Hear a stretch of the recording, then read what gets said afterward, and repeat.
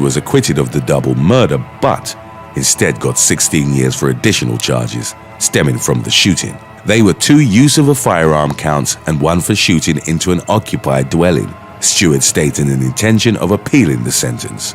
His conviction refueled conversations about First Amendment rights and if rap lyrics, on which most of the case against Stewart had been built, are entirely protected by freedom of speech, or if they may be used as evidence. Number 1. Jorge Avila Torres. On July the 12th of 2009, a welfare check was performed at the Joint Base Maya Henderson Hall in Arlington, Virginia, after Navy Petty Officer 2nd Class Amanda Snell failed to turn up for her shift. The door was unlocked, while her purse and ID were still in the room. Snell's decomposing body was found inside a closet, and it was ultimately determined that the 20-year-old had been killed through some form of strangulation. DNA samples were taken from the scene, and because of how tightly monitored the base was, the killer was suspected to have been stationed there.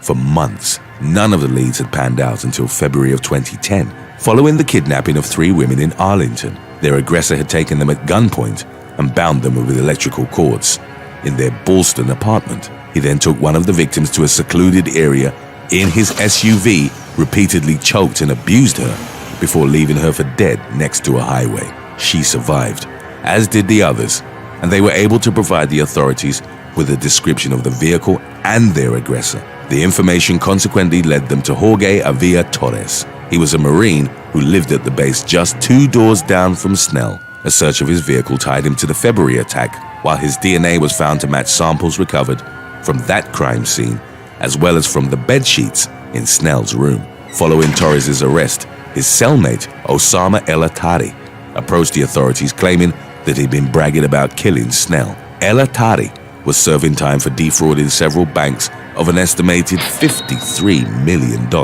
and agreed to wear a wire in exchange for a lesser sentence. It would subsequently provide investigators with a chilling record of Torres describing how he'd tied Snell up with a cable from her laptop and choked her to death.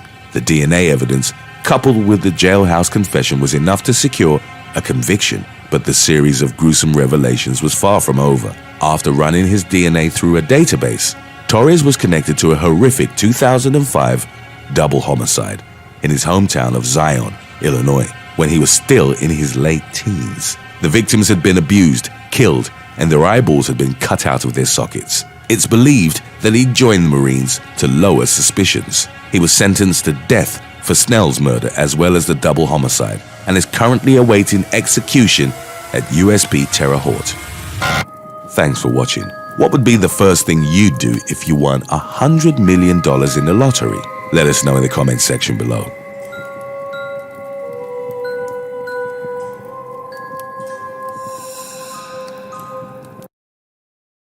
Number 13. Wayne Roth. In November of 1997, Pennsylvania man Wayne Roth was at the home of his friend Roger Croteau, who had a pet cobra. Roth decided that he wanted to play with the highly venomous reptile. He reached into the tank, but the cobra perceived him as a threat and bit the 38-year-old as he picked it up. In spite of his friend's warnings and against what most would argue as common sense, Roth didn't go to the emergency room. Instead, he believed that he'd be able to withstand the reptile's venom, reportedly telling his friend, "I'm a man, I can handle it." Instead of the hospital, Roth went to a bar where he had a few drinks and boasted to other patrons about having just been bit by a cobra. The animal's venom attacks the central nervous system, but it's generally rather slow-acting. In spite of Roth's belief in his masculine imperviousness, he ended up dying a few hours later. Number 12. Stephen Winfrey.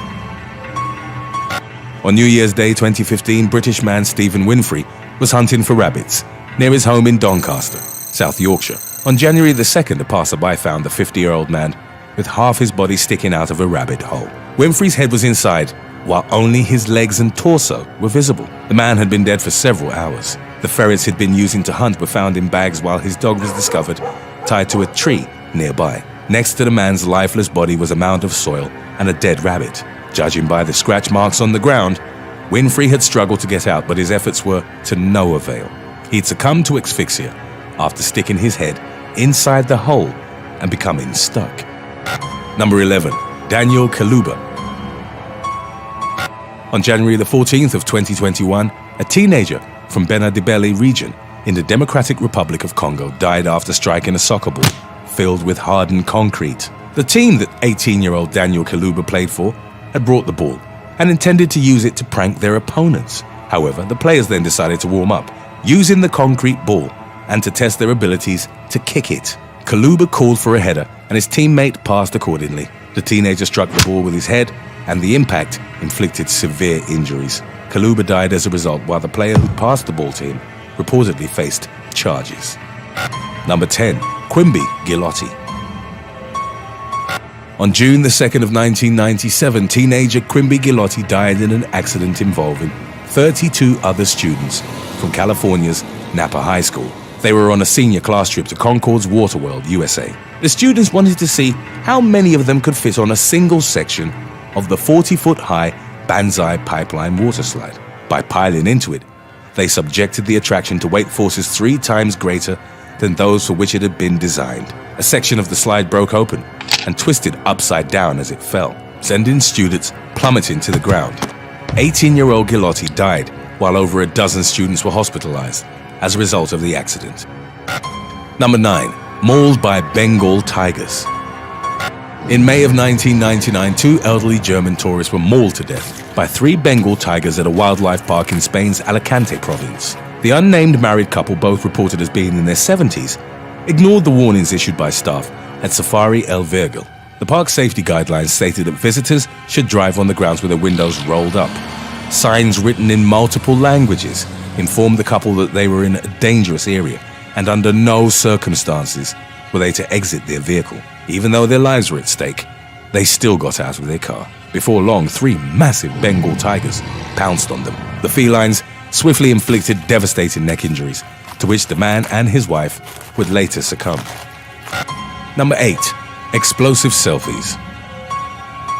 In January of 2015, 2 young men traveling in Russia's Ural Mountains found a live grenade and decided to take a selfie with it. Some sources report that they discovered the explosive weapon without a safety pin, while others claim that they'd pulled the pin out specifically for the selfie. Whatever the case might have been, a grenade without a safety on is extremely dangerous, as this means it's armed and ready for use. Both men were instantly obliterated as the grenade went off in their faces. Only the phone with the picture remained and served as evidence of how they died. In 2017, another grenade selfie went horribly wrong. Russian man Alexander Chechich had sent photos to a friend of him holding the armed explosive in his hand. It's believed that the man couldn't put the safety pin back in, at which point the weapon went off, killing Chechich by tearing his body in half. Number 7. Clifford Ray Jones. In 2016, Detroit man Clifford Ray Jones died in a car crash under rather unusual circumstances. He was watching an X-rated movie on his phone while driving down I-75 without wearing pants. Jones's seatbelt wasn't fastened, and the roof on his 1996 Toyota was open. At some point, the 58-year-old had become too distracted and crashed into a roadway ramp. His vehicle rolled and Jones was ejected through the sunroof, sustained fatal injuries. Upon reaching the crash site, one Michigan State Police lieutenant referred to the incident as the strangest thing he'd ever encountered on the roadway. Number 6. David Monk. British man David Monk died in the Italian Alps in 2008 from an accident involving an improvised sled. 46-year-old Monk and a few of his friends had removed some of the foam barriers that were used as protection at the end of the run. The men then used them as sledges and sped down the ski slope in a dark, ironic twist. The men crashed into the very fence from where they'd earlier removed the foam barriers. Monk struck a post with his head and was killed instantly. 2 of his friends were also badly injured, but they survived. Number 5. Jose Tony Alvarez Umanzo. On the 4th of July 2020, a man from Washington, D.C. died in the aftermath of a mishap with fireworks. 33-year-old Jose Tony Alvarez Umanzo was reportedly holding a commercial-grade firework above his head. The mortar-style pyrotechnic device was described as being so powerful that it was deemed illegal in the state. Nevertheless, Umanzo held it above his head after lighting it. Once ignited, the base of the firework ejected downwards, causing critical injuries to the man's head and upper body. Umanzo was rushed to the hospital where he was ultimately pronounced dead. Number 4. Sukram Yadav. In January of 2021, Indian man Sukram Yadav died after what was described as an air compressor enema. The incident occurred in the Katni district of the Madhya Pradesh state. Yadav had been suffering from constipation and asked his friend, 35-year-old Vino Thakur, to help him resolve the matter by inserting an air compressor nozzle into his rectum. Thakur did as asked, and within seconds Yadav's stomach swelled up and he became unconscious. He was rushed to the emergency room and later transferred to a different hospital, where doctors performed 3 surgeries in an attempt to save his life. Unfortunately, the man succumbed to his extensive internal injuries. Even though the matter was attributed to ignorance rather than malevolence, Thakur was arrested by the police. Number 3. Cynthia Covert. In May of 2020, Cynthia Covert was visiting a friend on Kiowa Island, near Charleston, South Carolina. At some point, the 58-year-old beautician saw an alligator near the pond behind her friend's house. Covert decided that she wanted to pet the beast, which is frequently mentioned among the deadliest predators in North America. Her friend warned Covert that she'd witnessed the alligator snatch a deer from the water's edge only a few days prior. The woman replied that she didn't look like a deer and proceeded with her plan of touching the animal. It was still immersed in the water when Covert bent over and reached out to pet it. In an instant, the beast lunged at the woman, clamped on her leg, and dragged her in the pond. A struggle ensued, from which Covert emerged, albeit briefly. She only had the chance to jokingly claim that she won't do that again, before the alligator bit her once more. The attack ended with the beast dragging the woman underwater and drowning her. It was later reportedly killed by local wildlife officers, even though it was argued that the beast had simply done what was inherent to its predatory nature. Today's topic was requested by David Chalmers and Forever Army 0482. If you have any other topics you'd like to learn about, subscribe and let us know in the comments section below. Number 2. Henry Hill Jr. In November of 2020, a man from Kershaw County, South Carolina, died in a fire under what was deemed as entirely preventable circumstances. 68-year-old Henry Hill Jr. had become trapped in his trailer home when it caught fire in the early hours of the morning. Hill and 2 others managed to get out. However, according to the responding firefighters and witnesses from the scene, Hill went back inside the flaming structure to retrieve a pair of pants. The man was found dead on the bedroom floor after succumbing to the intense heat and smoke inhalation. Number 1. Michael Anderson Godwin.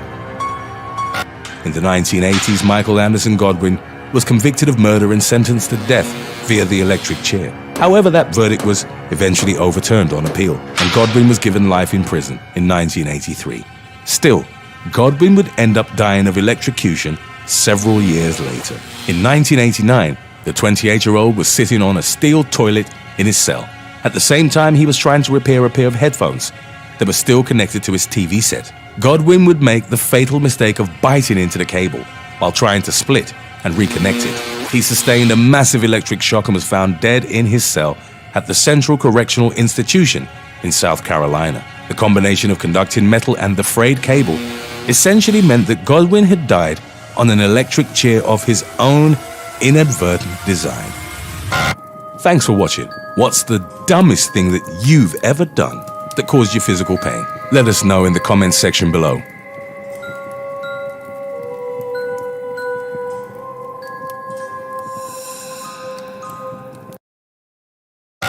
Number 12. Jamie Coots. Jamie Coots was a 42-year-old snake-handling pastor who died in 2014 from a rattlesnake bite incurred during a church service at the Full Gospel Tabernacle in Jesus' Name Church in Middlesboro, Kentucky. Coots was an experienced snake handler who'd been handling snakes for nearly 20 years when he was bitten for the 9th and final time. Coots had gained some notability after he was featured in National Geographic Channel's reality show Snake Salvation, which documented the lives of people who practice snake handling. Coots' religious conviction was based on a passage in Mark's Gospel which reads, "They shall take up serpents, and if they drink any deadly thing, it shall not hurt them. They shall lay hands on the sick, and they shall recover." Fellow preacher Cody Wynn told the news station that he had one of the rattlers in his hand It just turned its head and bit him in the back of the hand within a second. Coots might have survived had his relatives not refused medical treatment for him, saying it was inconsistent with his religion. A year later, in an event that much reminded people of Coots' incident, a snake handling pastor in Pretoria, South Africa, reportedly died. Penwell Mnguni claimed he could turn snakes into chocolate and was feeding them to his congregants, along with rats and toilet paper. According to various news reports, he too was bitten by one of his own snakes, a cobra, and he too refused treatment, succumbing to his injuries not long after.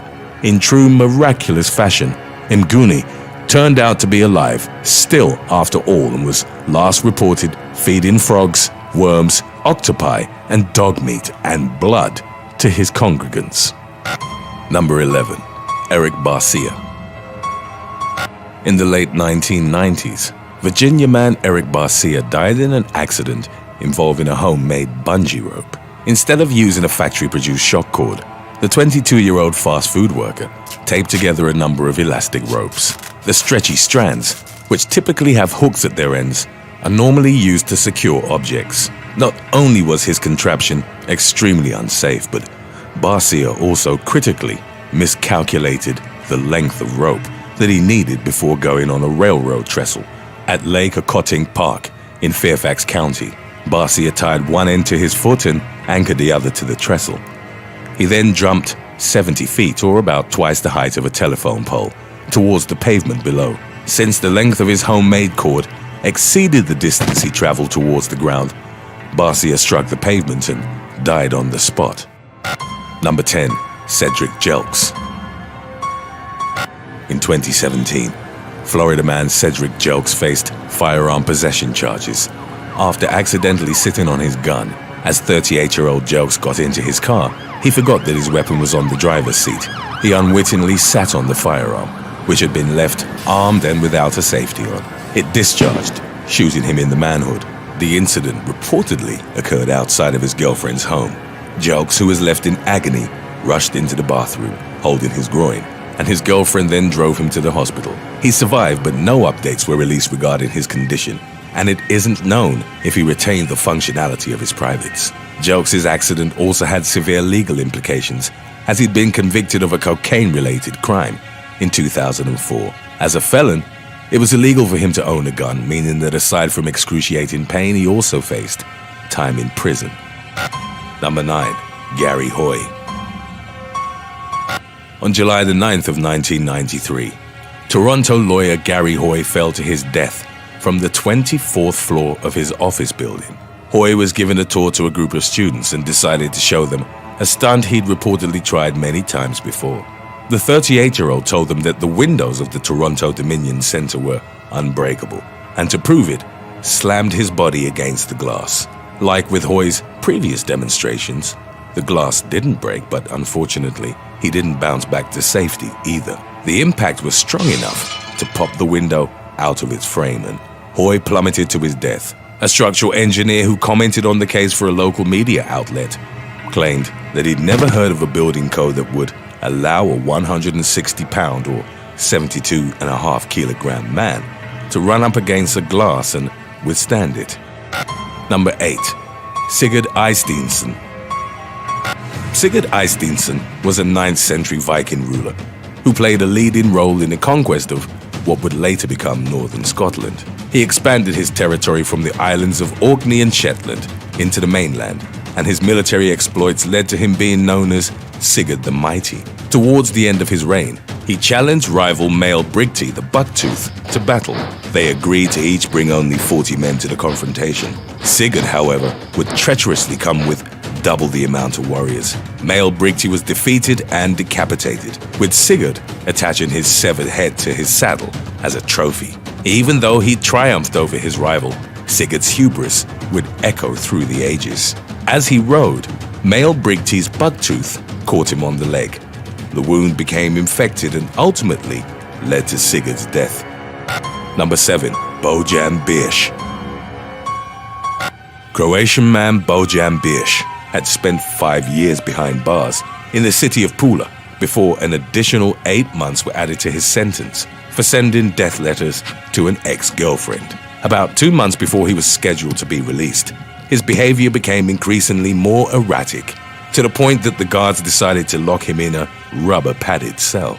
Even though he was in solitary confinement, with both hands tied behind his back, Bish managed to pull out a lighter that he'd smuggled inside. He started a fire near the door, presumably in protest, or so that he'd be relocated to a regular cell. Security cameras captured the moment that the fire consumed the highly flammable materials. Before the guards noticed the smoke coming out of the cell, it was already too late. Some reports claimed that they'd purposefully delayed their intervention in order to teach Bish a lesson. Whatever the case might have been, the blaze rapidly extended and they could no longer enter the cell. Bish succumbed to smoke inhalation and his body was consumed by the flames. Number 6. Tetsu Shiohara. In late October of 2019, a Japanese man took on Mount Fuji outside of the regular climbing season and with minimal equipment. 47-year-old Tetsu Shiohara live-streamed his ill-fated adventure on Japan's tallest mountain. Climbing Mount Fuji is only permitted during the summer, when the snow melts and the huts are open. Shiohara had been on the mountain several times before, but trekking it outside of the warm months is considered extremely dangerous. In terms of preparedness for the treacherous slopes, Shiohara wasn't wearing crampons and had little else aside from a pair of hiking poles.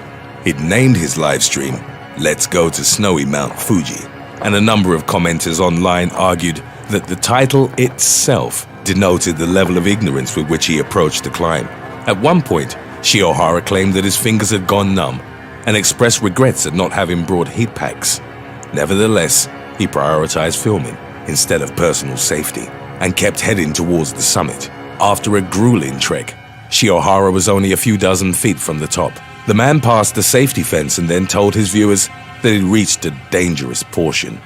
Moments later, he started slipping, feet first, towards the clouds below. Shiohara failed to regain his footing and kept tumbling down the side of the mountain, while his phone was still recording. His lifeless body was discovered a few days later at an altitude of around 10,000 feet. Number 5. Dean Smith. In June of 2016, an Australian man was severely injured at a museum after running straight into a wall while racing a virtual athlete. Melbourne's ScienceWorks Museum had a special installation in which visitors could attempt to beat a digital version of track legend Cathy Freeman in a race. In the interactive display, a series of images depicting Freeman would sequentially light up to mimic her speed. Visitor Dean Smith, who was in his early 40s, accepted the challenge. Unfortunately, Smith got a little overzealous in racing the digital gold medalist. As a result, he plowed headfirst into the wall at the end of the exhibit. The man was rushed to the hospital, where doctors told him he'd been millimeters away from becoming a paraplegic. He'd crushed a vertebra, fractured an occipital bone, and broken a rib. Smith also suffered a stroke from a crushed vertebral artery meant to supply blood to his brain. He was unable to work in the incident's aftermath. Smith eventually sued the museum, claiming that the inadequate lighting had prevented him from seeing the wall until it was too late. Number 4. Air freshener explosion. In 2019, a driver narrowly avoided death following a massive explosion that he triggered inside his car. The incident occurred in the town of Halifax in the United Kingdom. While in stationary traffic, the unnamed driver used an excessive amount of aerosol air freshener inside his car, even though it's general knowledge that the contents of such products are highly flammable. The man then lit up a cigarette. The ensuing blast was powerful enough to shatter the vehicle's windows, buckle its entire frame, and even damage the windows at nearby businesses. The driver was extremely fortunate, as he'd only escaped with minor injuries. Number 3. Aaron DeBella. In September of 2018, near Hull in Massachusetts, 21-year-old Aaron DeBella died after attempting to do a handstand on the bulwark of a cruise ship. DeBella and a few of his friends were on the cruise celebrating a birthday. He'd reportedly thought it would be funny to pretend that he was hanging off the side of the ship. The crew had spotted him attempting the dangerous stunt and told him to stop. DeBella initially complied, but about an hour later tried to do the handstand again. On his second attempt, The young man lost his balance and fell over. Life rings were thrown in his direction, while a crew member jumped in the water and got within a few feet of him. Unfortunately, he didn't reach the Bella in time, and he drowned. Today's topic was requested by Paranova and Maurizio Martinez. If you have any other topics you'd like to learn about, subscribe and let us know in the comments section below. Number 2. French kings and door lintels. 2 French kings died under similarly avoidable circumstances several centuries apart. Louis III ruled West Francia in the late 9th century. The young king's reign, which only lasted about 3 years, was cut short by an accident involving a horse, a girl, and a door lintel. 17-year-old Louis was promenading through the Parisian commune of Saint-Denis, which was at the center of his realm. A girl caught his eye, and as she headed towards her home, Louis mounted his horse to pursue her. As he was following the girl, he didn't notice a door lintel and hit his head on it. The impact threw Louis from his horse and he fell, breaking his skull. Over 600 years after his death, Charles VIII of France suffered a similar fate. He was going to watch a match of jeu de paume, which is an early version of tennis. On the way, Charles accidentally hit his head on a door lintel, sustaining massive cranial trauma. As he returned from the match, he abruptly fell into a coma and died several hours later. Number 1. Zaim Kosniak. In 2018, a Malaysian man was strangled by a python that he was attempting to take home on his motorbike. 35-year-old Zaim Kosniak, who is described as unemployed, spotted the 12-foot-long serpent on the side of the road and decided to capture it, believing he would be able to sell it. Kosniak used gloves and a sickle to handle the python. He then drove away while holding it by its head. It wasn't long before the python started constricting him, thus causing Kosniak to crash his motorbike. The animal continued to coil around Kosniak, and he eventually succumbed to its powerful squeeze. A passerby spotted him the following day with the snake still wrapped around his lifeless body. Thanks for watching. What's the dumbest item or event that you've ever spent money on? Let us know in the comments section below.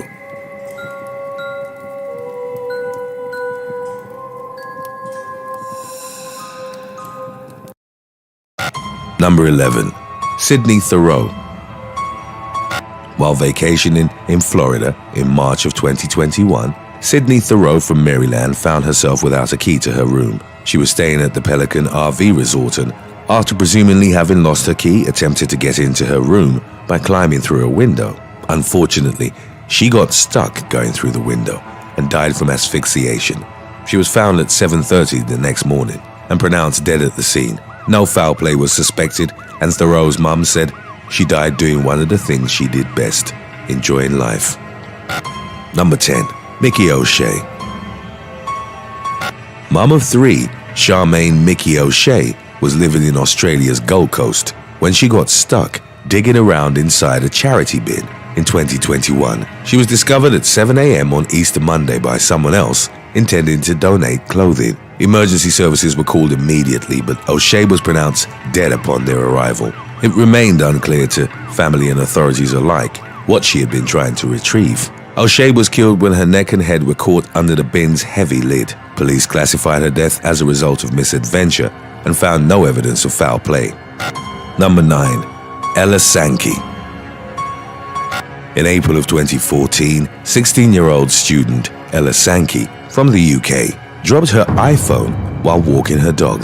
After talking with a friend, she intended to put her phone back in her pocket, but instead it bounced out and went down a dark drain. Determined not to lose her brand new 2-week-old iPhone, she attempted to climb in the drain, feet first. Sankey couldn't fit through the hole, but once she passed her hips, she wasn't strong enough to pull herself out. Her mother came to her rescue and called the emergency services. First responders arrived at the scene and easily maneuvered her out within 10 minutes. Sankey thought her mother had been dramatic and laughed it all off, but she did run straight home to bathe. Her mother eventually found the humor in it and said that she'd never let her daughter live it down, as they'd be laughing about the incident at her birthdays and wedding. The phone was retrieved, but completely ruined. Number 8. Orn Carney. Orn Carney was discovered trying to enter a house in the town of Dunleer, Ireland. In January of 2015, Carney wasn't breaking the law as it was the home of a friend he often hung out with, whom he decided to visit. Upon realizing that the sliding door was locked, Carney tried lifting it off its tracks.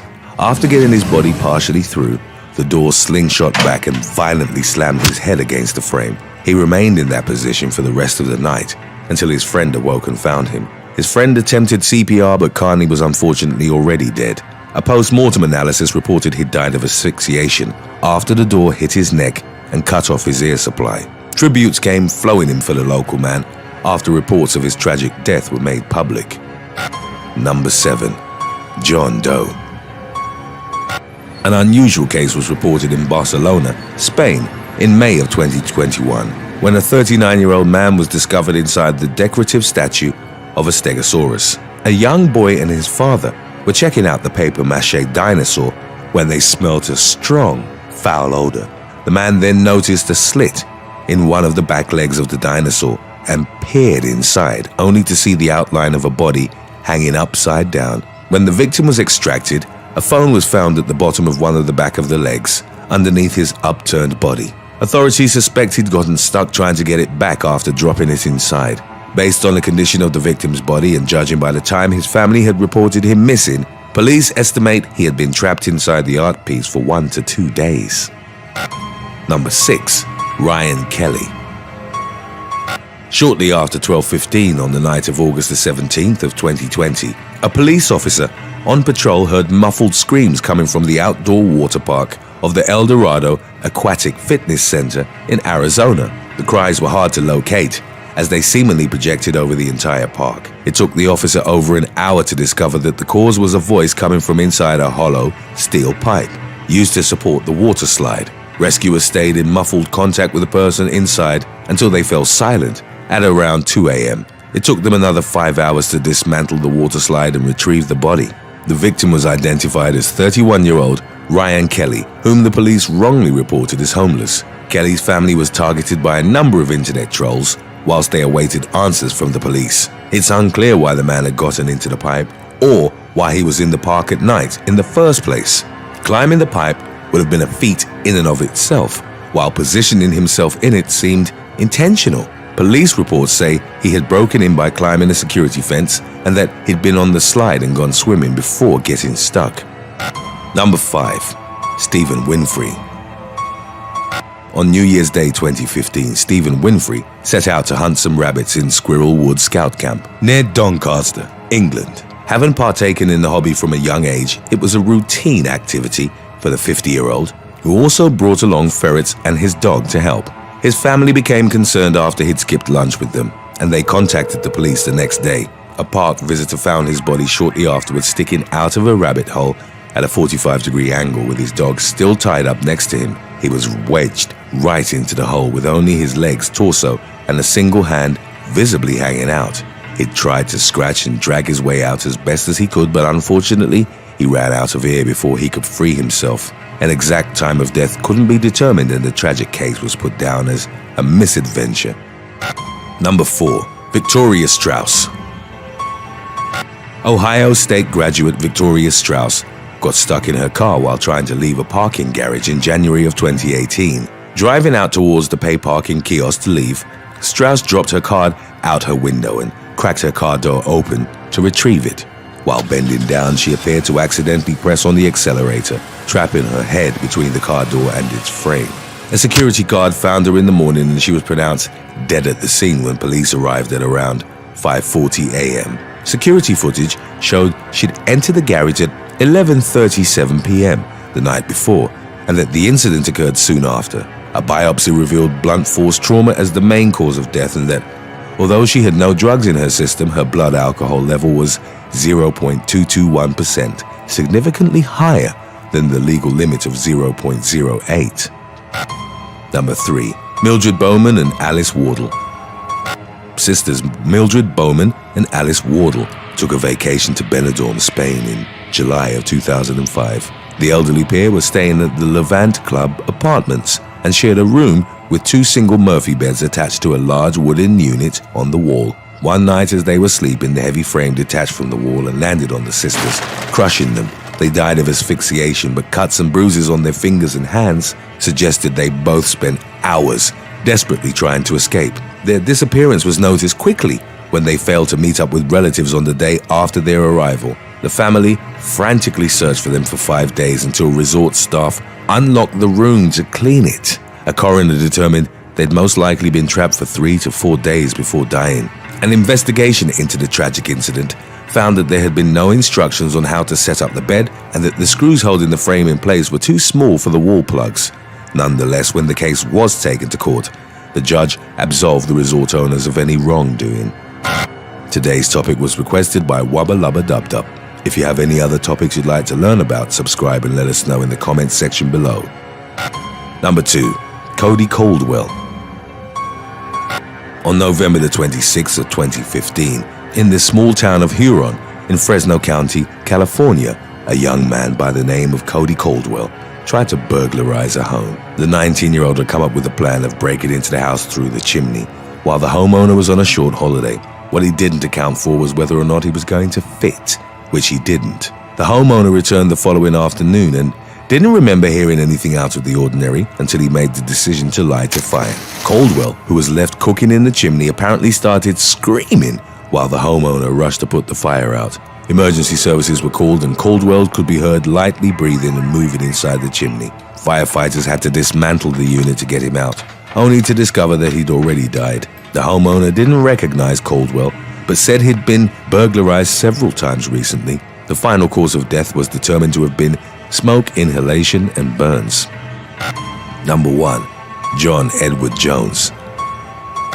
Like others in his family, John Jones was a spelunking enthusiast. As a child, his father used to take him and his brother out on cave expeditions, where he'd learned to love the dark, tight depths, hiding under the Earth's surface. The hobby carried over into adulthood, and in 2009, at the age of 26, John and his family made a trip to the Nutty Putty Cave in Utah to bond during the Thanksgiving holidays. The caves were renowned for their narrow passageways, and within an hour of exploring, John decided to seek out a particularly small passage he remembered from childhood called the Birth Canal. When he thought he had found it, he started inching and crawling his way down the tight, vertical passage. Then he got stuck. With no room to turn around or wiggle back out, he exhaled as much as he could, then tried sliding and squeezing forward. However, upon his next inhale, he was lodged for good. John's brother tried pulling him out by the legs, but his attempts only pinned John's arms under him. It took rescuers an hour to haul people, equipment, and supplies 400 feet into the cave where John was stuck. It was 19 hours before a pulley system, which was drilled into the walls, was ready to start slowly pulling John out with a rope. By that time, his face-down position had put tremendous stress on his body, and he was having difficulties breathing. He was pulled out in slow increments, each inch bringing a glimmer of hope. Then at some point during the rescue operation, part of the wall disintegrated, and the pulley fell apart, leaving John to sink back into the same spot. Rescuers tried to chip away at the rock around him, but the task was fruitless. After being stuck upside down for 28 hours, John Jones died of cardiac arrest. Even in death, John was too stuck to be moved, and a recovery mission for his body was deemed too risky. The entrance to Nutty Putty Cave was permanently sealed off with concrete soon after. Thanks for watching. Would you rather be trapped under something for 48 hours, unsure if you'll ever be able to escape, or be a passenger on board a plane that's spiraling out of control? Let us know in the comments section below. Number 9. Isidro Zarate. 39-year-old Isidro Zarate of San Antonio, Texas, took a trip to Walmart with his wife, Lisa Benavides, on November the 25th of 2016. It being Black Friday, the parking lot was filled to the brim with eager shoppers. Zarate dropped his wife off at the front of the store and proceeded to circle the lot while she was inside. As he awaited her return, he noticed a man attacking a woman. The assailant was later identified as 21-year-old Teles Mandan Juarez, who had grabbed his victim by the hair and was punching her repeatedly. It's unclear if there was any connection between them. Zarate pulled up in his vehicle and pleaded with him to stop. Juarez did let go of the woman, but only to reach for the firearm he was carrying. He fired multiple shots in Zarate's direction, striking the Good Samaritan in the neck and killing him. A stray bullet also hit a bystander, though her injuries were not life-threatening. Juarez swiftly fled the scene, but was eventually tracked down by San Antonio police, 10 miles from the Walmart. He was arrested and sentenced to life in prison. Number 8. Nadia Ezeldine. On November the 28th of 2014, Nadia Ezeldine was working a shift at the Nordstrom store in the River North neighborhood of Chicago, Illinois. On that day, Black Friday had coincided with Ezeldine's 22nd birthday. Her family had planned a surprise party for the young woman after she got off from work. Unfortunately, Ezeldine never made it home that night. She was shot by 31-year-old Marcus D., an ex-boyfriend who had been stalking her for several months. After shooting Ezeldine, he turned the weapon on himself. Ezeldine was transported to Northwestern Memorial Hospital, but ultimately succumbed to her gunshot wounds. The Nordstroms was packed full of Black Friday shoppers who watched in horror as D carried out the killing and then ended his life. To add to the tragedy, the gun that D had used had been falsely reported stolen by Nina Dones, and then bought by D, who wasn't allowed to purchase a gun due to mental illness. Dones was prosecuted for disorderly conduct for filing a false police report, a Class 4 felony. Number 7. The Sacramento Mall shooting. On November the 27th of 2020, Black Friday shoppers at the Arden Fair Mall in Sacramento, California, were startled by a sudden eruption of gunfire. Employees at the mall reported hearing roughly a dozen gunshots echoing through the establishment. At around 6 p.m., 2 brothers were killed in the shooting. Dwayne James Jr., aged 19, and Saquon Reed James, aged 17, were fired on by 18-year-old Demario Beck at a bank outside the mall following a verbal altercation. Dwayne was dead by the time authorities arrived at the scene, while Saquon was transported to a nearby hospital, ultimately passing away hours later. As they heard the sound of gunfire, shoppers looking to take advantage of Black Friday deals started collectively fleeing for their lives. Large crowds of people flooded into the back rooms of various stores in an effort to hide from the shooter. Fortunately, no one else was injured that night. Within a week of the incident, Beck was charged with the murders of the 2 James brothers. Number 6. Patrick Henry Boyd. On November the 29th of 2013, Patrick Henry Boyd of Clover, South Carolina, took 4 of his friends on a Black Friday shopping excursion to Concord, North Carolina. The group set out in the early hours of Friday morning in an effort to avoid the massive Black Friday crowds. It was still quite early in the day when they finished up their shopping and got back out on the road to return home. Unfortunately, because he'd gotten little rest, Boyd ended up falling asleep behind the wheel of the Honda Accord that carried him and his 4 passengers. The car drifted off the road and collided into a sign in front of a gas station. Boyd was killed on impact, while all 4 of his friends were subsequently taken to the hospital, with 2 of them having suffered serious injuries. One of the passengers later told police that Boyd had complained he was too tired to drive prior to losing control of the vehicle. Number 5. The Reno Walmart shooting.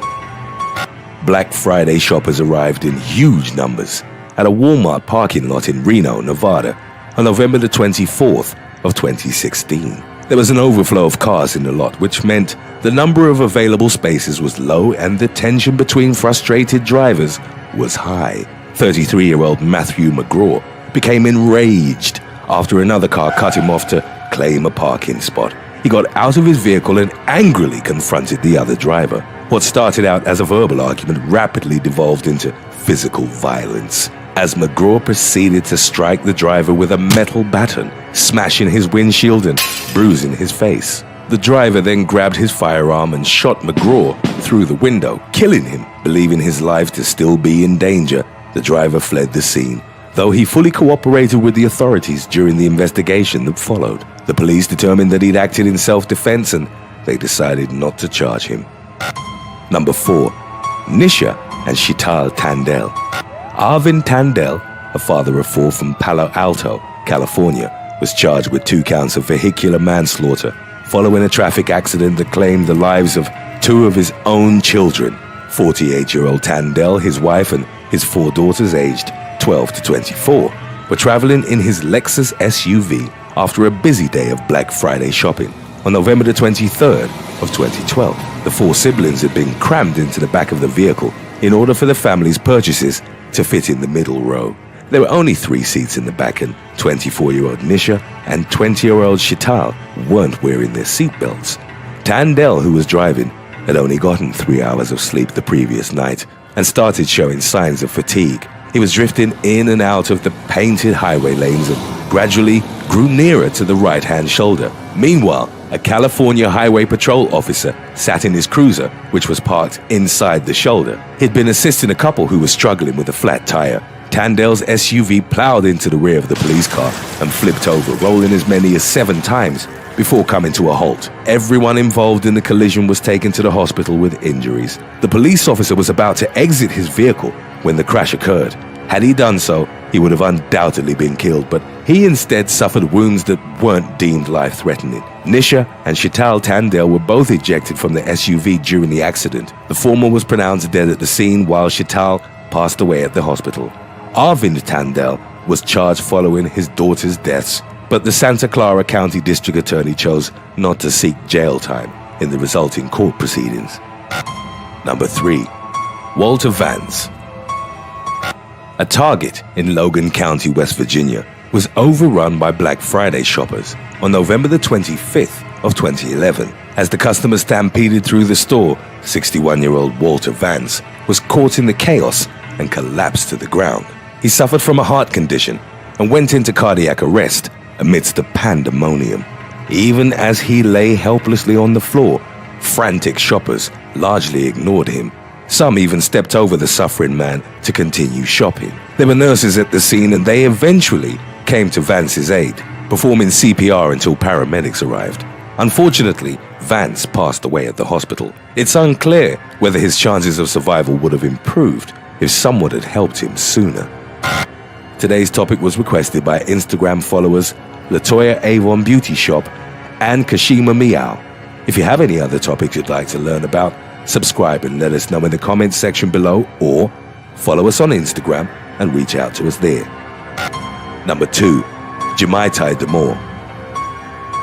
Just before 5 a.m. on Black Friday 2008, a Walmart in Long Island, New York, prepared to open its doors to the public.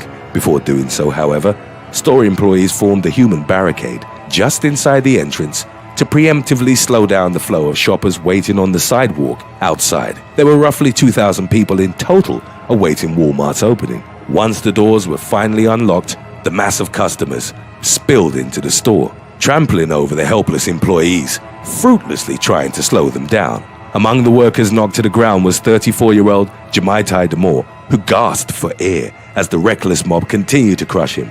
Many of his co-workers attempted to come to his aid, but they had to fight off a seemingly endless influx of shoppers to get to him. Paramedics were called to the scene, but even first responders found it difficult to perform CPR on Damore without getting stepped on and knocked about by the crowd of people.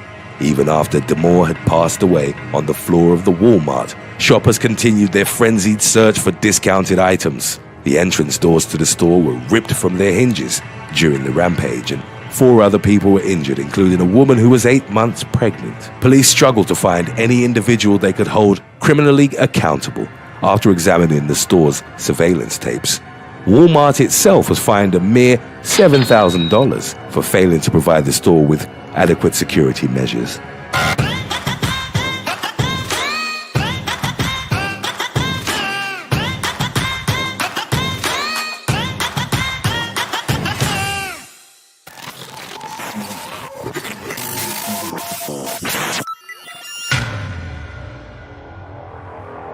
Number 1.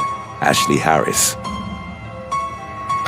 In the early hours of November the 28th of 2014, the assistant manager of an American Eagle store in Fort Worth, Texas, went home after working an overnight Black Friday shift. It was roughly 3 a.m. when Ashley Harris got back to her apartment, and a friend of hers stopped by for a brief visit. The meetup marked the last time Harris was ever seen alive. Soon after her friend's departure, the 31-year-old store manager was accosted by 2 former employees of hers, 25-year-old Carter Cervantes and her boyfriend, Clarence Mallory, age 19. Both Cervantes and Mallory had previously been fired from Harris's American Eagle location after being suspected of stealing $18,000 from the store's safe. The 2 assailants came to Harris's apartment and proceeded to beat her They bound her hands and feet, then set her body and the house on fire. They took her store keys with the intention of breaking in and stealing the Black Friday profits, which were projected to have been around $50,000. Firefighters responding to a fire alarm arrived at Harris's apartment hours after the attack and discovered her body. Cervantes and Mallory were later arrested and charged with capital murder.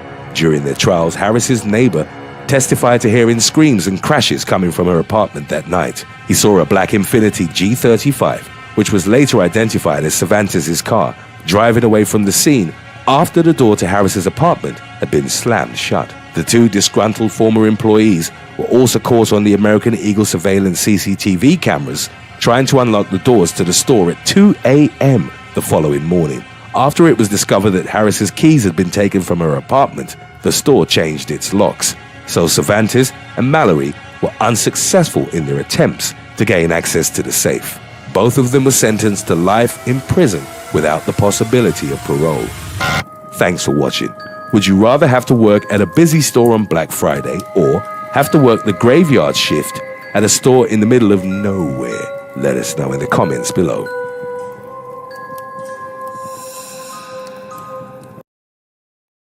Number 9.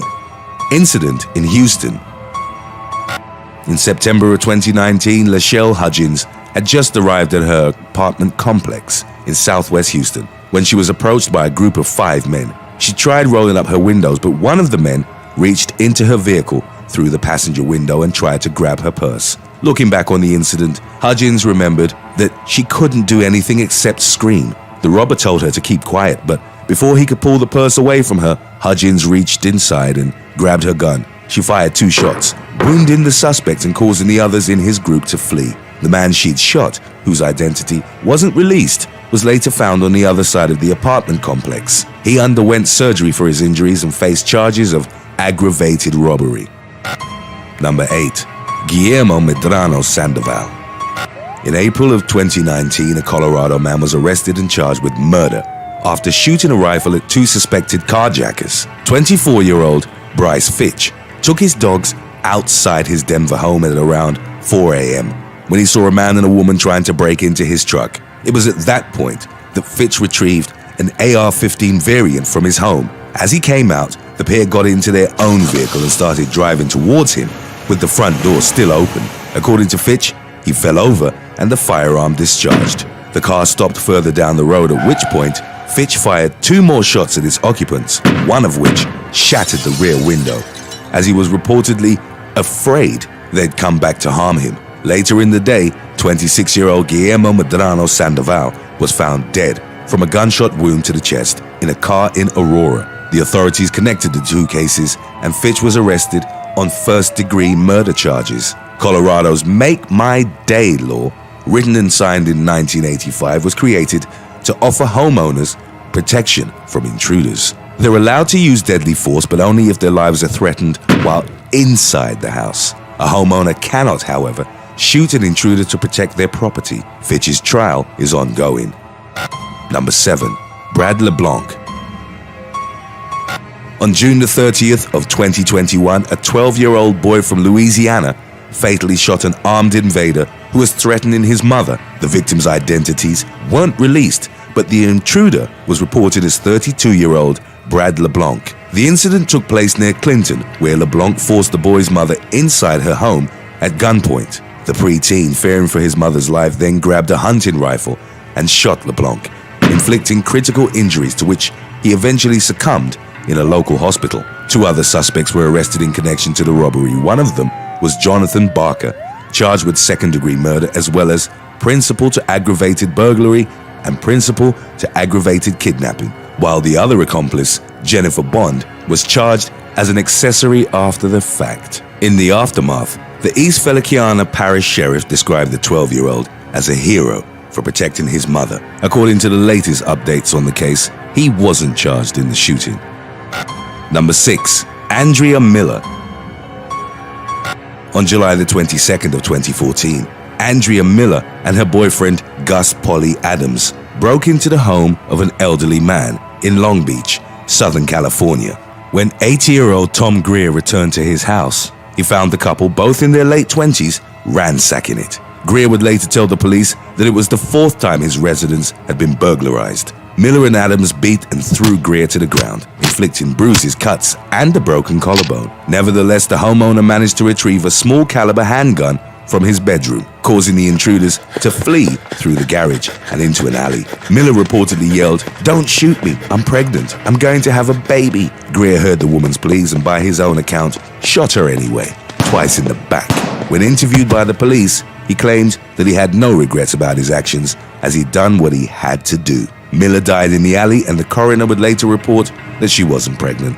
Adams fled the scene, but was subsequently arrested and charged with 5 felony counts, including one relating to Miller's death. In the aftermath, Greer was cleared of any wrongdoing as prosecutors concluded he'd exercised his legal and legitimate right of self-defense, while Adams was sentenced to 12 years in prison. Number 5. Antonio Leaks.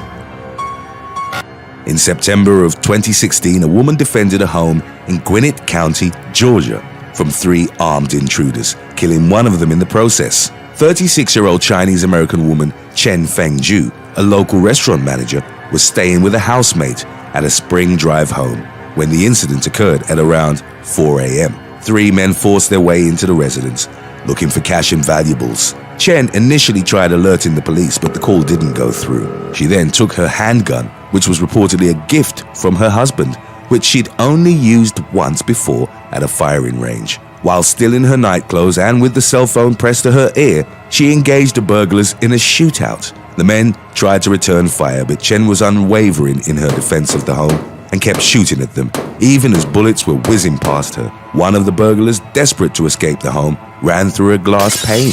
After emptying her clip, Chen calmly resumed her call with the authorities. None of the robbers were wearing masks, and one of them, identified as 28-year-old Antonio Leaks, died from his injuries in the home's driveway. It was determined that Chen had acted within her legal rights, and she wasn't prosecuted for the shooting. Footage of the incident from the home's security cameras became viral, amassing over 23 million views on the New York Daily News' YouTube channel alone.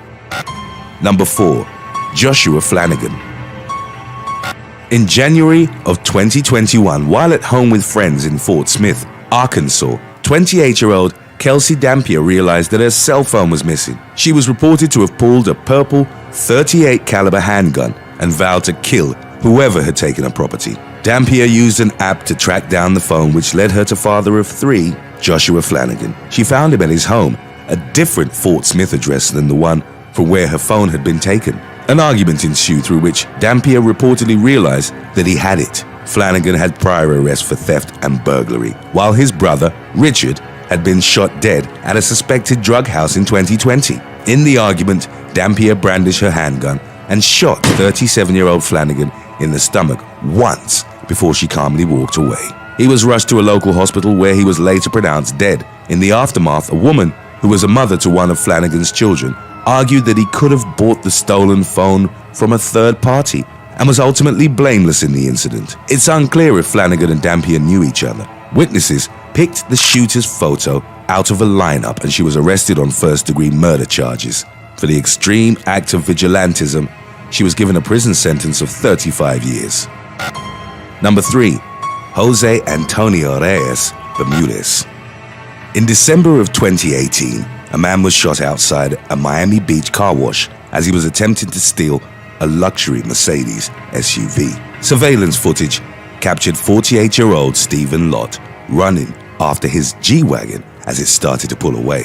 He opened fire and a round fatally struck the accused thief, Jose Antonio Reyes Bermudez, in the head. It caused him to lose control of the vehicle, which flew across the street, crashing into a parked car and an Office Depot building. Due to its sheer size, the G-Wagon made a hole in the wall and struck power poles, which rescuers had to shut down before they could pull the driver out. Prosecutors chose not to pursue criminal charges against Lott for the fatal shooting, as they were unable to prove that he wasn't afraid for his life at the time. When interviewed by police, Lott stated that Bermudez was trying to run him over. Moreover, the speed at which Bermudez attempted to make his escape in the G-Wagon made it a danger for other drivers and pedestrians. Bermudez was a career criminal with prior convictions for robbery, theft, and aggravated assault. Lott was deemed to have been within the limits of Florida's Stand Your Ground law. Passed in 2005, it allows citizens to react with deadly force if they believe their lives are in danger. While some reactions have been in support of the law, critics argue that it encourages vigilantism. Today's topic was requested by Airdron Aird and African Goggles. If you have any other topics you'd like to learn about, subscribe and let us know in the comments section below. Number 2. Harold Runnels.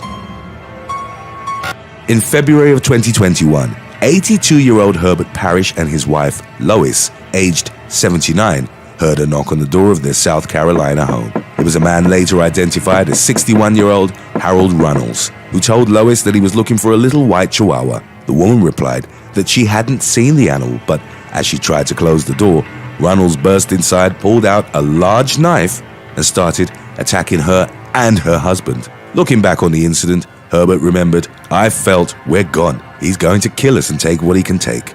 Herbert, a Vietnam War veteran, decided to stand up to his attacker.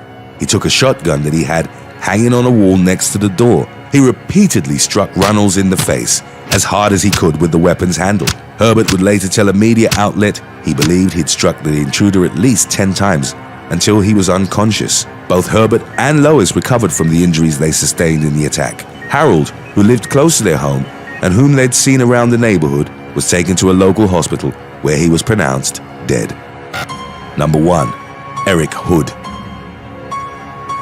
In July of 2019, Eric Hood stole a Hyundai from outside a Philadelphia pizza shop.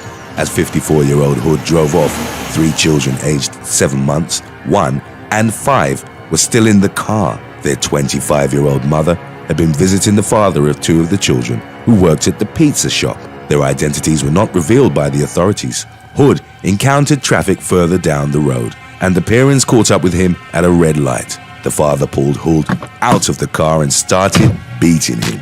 Others from the neighborhood joined in the attack, and a mob formed that started kicking and stomping the carjacker into unconsciousness. He died in a hospital less than an hour after the initial car theft. Philadelphia Police Captain Jason Smith held a press conference in which he claimed that he wasn't a fan of street justice. The authorities reportedly had footage of the incident and launched an investigation to determine who'd attacked Hood, with the children's parents potentially facing charges as well. Thanks for watching. If you found a wallet with $5,000 in cash and several bank cards, would you keep it or return it to the owner? Let us know in the comments section below.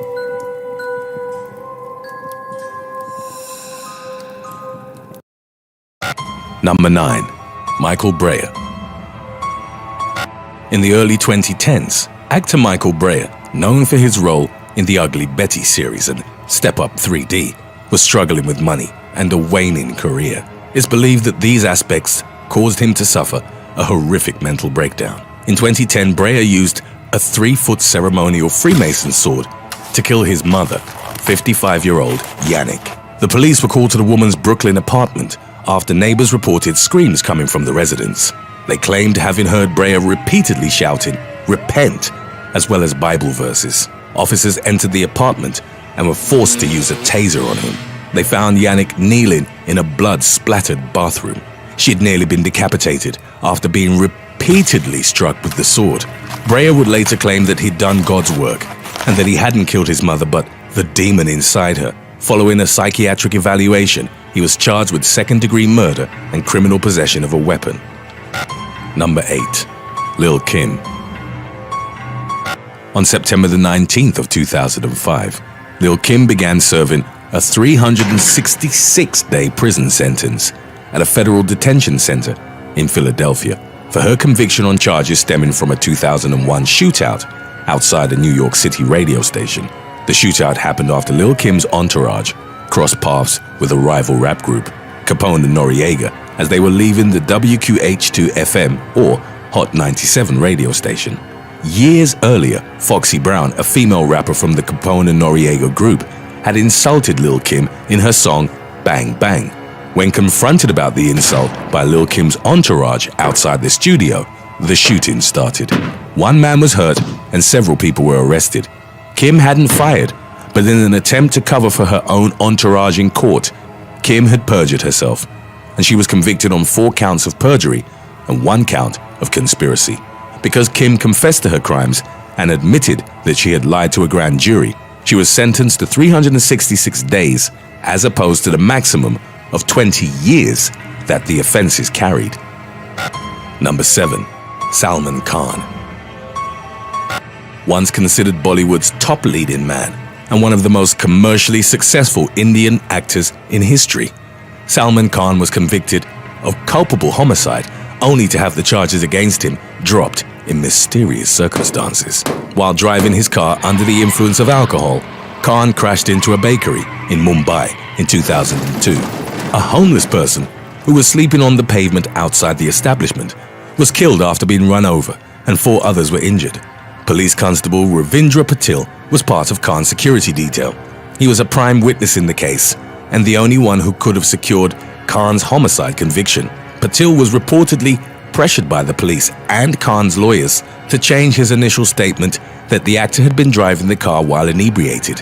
He went missing during the trial and was fired from the police force in November of 2006, ironically for failing to make an appearance during hearings. What happened in the period that Patil had gone missing remains a mystery. About a year later, he was found on the streets of Siri. His family had abandoned him and he was suffering from tuberculosis. The severely emaciated 29-year-old was admitted to a hospital where he died. A few days before his passing, he reportedly told a friend that he'd stood by his words, but that his department didn't stand by him. Due to a lack of evidence, Khan was acquitted of all charges in December of 2015. Number 6. Howard Hughes.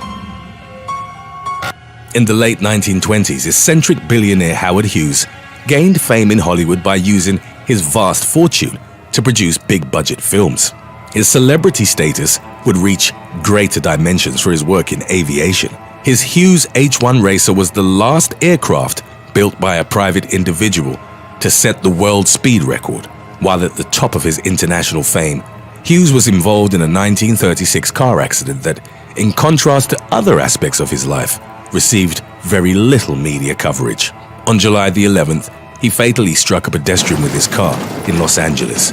He was certified as sober, but an attending doctor noted he'd been drinking. A witness stated that Hughes had been driving fast and erratically, adding that the pedestrian had been sitting in the safety zone of a streetcar stop. Hughes was detained on suspicion of negligent homicide, but his lawyer secured his release pending the report of a coroner. By the time it was completed, the witness had changed his story, claiming that the victim had jumped in front of Hughes's car. Within just 5 days of the accident, the billionaire was cleared. The suspicious circumstances surrounding the case have led some to hypothesize that his wealth and celebrity status had at the very least expedited the legal proceedings related to the case. Number 5. Liu Yong Biao. Chinese man Liu Yong Biao became an acclaimed author, but it was ultimately revealed that in creating his novels, he drew inspiration from the murders he'd committed. In November of 1995, Yong Biao and accomplice Wang Muming checked into a guest house with the intention of robbing the place. To cover their tracks, the men then used hammers and clubs to kill a guest, as well as the elderly couple who owned the guest house and their teenage grandson. Yong Biao would live as a free man for more than 2 decades, during which he reinvented himself as an award-winning writer and minor celebrity. In the preface to his 2012 novel, A Guilty Secret, he even wrote that he contemplated a story about a writer who got away with committing a series of murders. The authorities had recovered a cigarette butt from the 1995 crime scene, from which they took a DNA sample. After looking at thousands of individuals and traveling through 15 provinces, they arrived at Yong Biao as a suspect. Undercover officers were able to trick him into providing a saliva sample by claiming they wanted to research his family tree. A lab test confirmed the match. Both Yong Biao and his accomplice were sentenced to death. Number 4. Don King. During his controversial career as a promoter, Don King became one of the most famous figures in boxing. He promoted some of the sport's most prominent names, such as Muhammad Ali, Mike Tyson, Roy Jones Jr., Bernard Hopkins, and many others. Before he got into boxing, however, Don King killed 2 people in incidents 13 years apart. Shortly after dropping out of university in the early 1950s, He ran an illegal bookmaking operation in northeastern Ohio. In 1954, King shot and killed a man who was reportedly trying to rob one of his gambling houses, an incident that was later ruled as a justifiable homicide. In 1967, Don King stomped a man to death. His victim was an employee named Sam Garrett, who owed him £600. He was convicted of voluntary manslaughter and spent 3 years and 11 months in prison. He was pardoned by the governor of Ohio in 1983. Throughout his career, King was investigated for possible links to organized crime, such as mob boss John Gotti. He pled the Fifth Amendment when questioned about his Gotti connection in 1992. He was also sued by a number of fighters, including Ali and Tyson, who claimed he'd stolen money from them. Number 3. Johnny Lewis. Actor Johnny Lewis started making TV appearances in his late teens, before landing a role on the first 2 seasons of the hit FX series Sons of Anarchy. In the early 2010s, Lewis suffered head injuries in a motorcycle accident. He declined getting an MRI, and in the aftermath, he started exhibiting behavior that was described as bizarre and erratic. From 2011 to 2012, he was arrested for hitting 2 men in the head with a bottle during a fight, as well as for trying to break into a woman's house.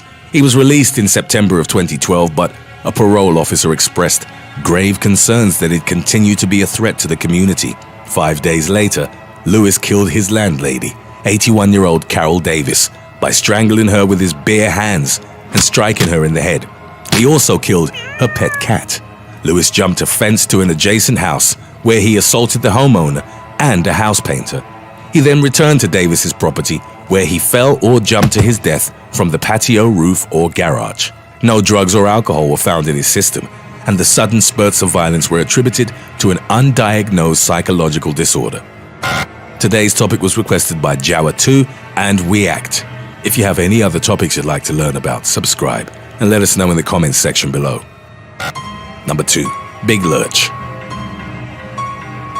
Rapper Big Lurch, who'd achieved some mainstream success with the group Cosmic Slop Shop, was arrested in 2002 for the gruesome murder of his roommate.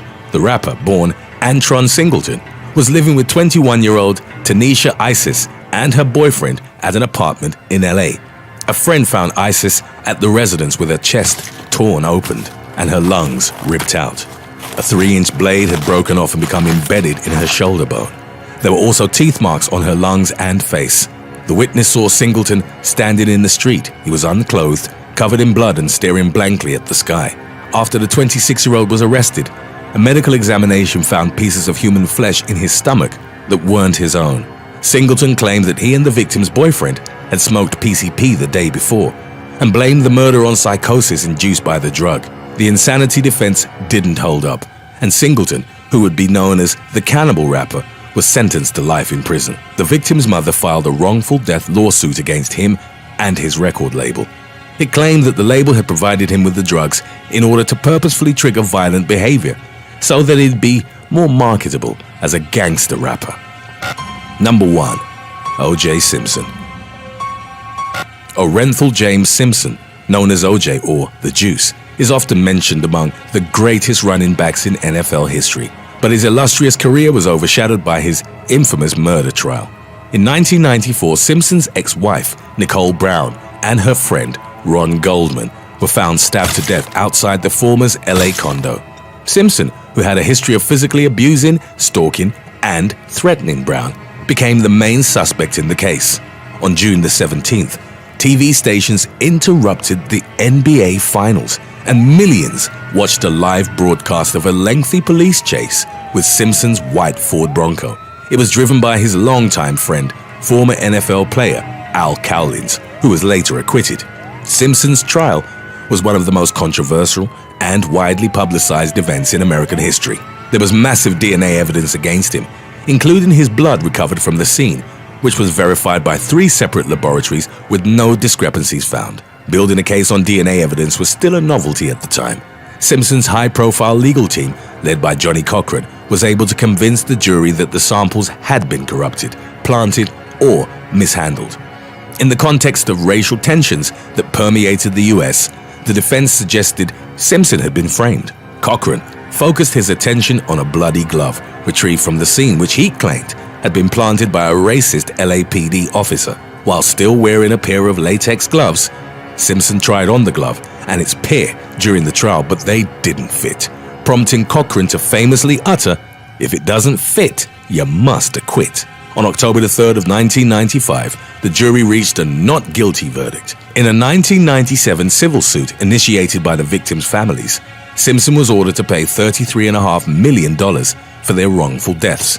He remained a free man until 2008, when he was convicted of armed robbery and kidnapping. In 2007, he and accomplices broke into a Las Vegas hotel room and robbed a man of sports memorabilia at gunpoint. Simpson claimed that the memorabilia had initially been stolen from him. He was paroled after serving a mandatory 9-year sentence. Thanks for watching. If you could be roommates for a month with any celebrity, who would you choose and why? Let us know in the comments section below.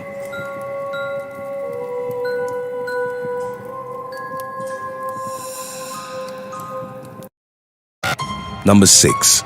Jaroslav Hanel.